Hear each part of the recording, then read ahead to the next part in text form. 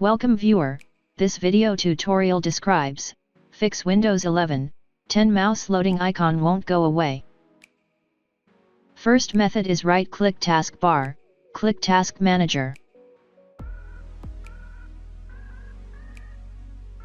Restart Windows Explorer.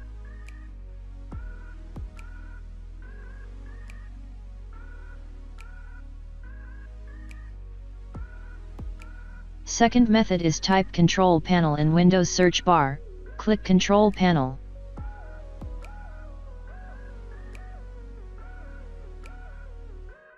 Open Mouse Settings.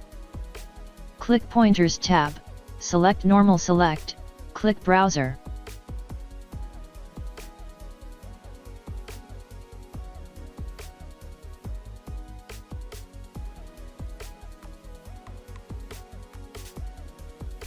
I hope this tutorial helps to you. Please like, share and don't forget to subscribe our channel. Thank you very much. See you next video.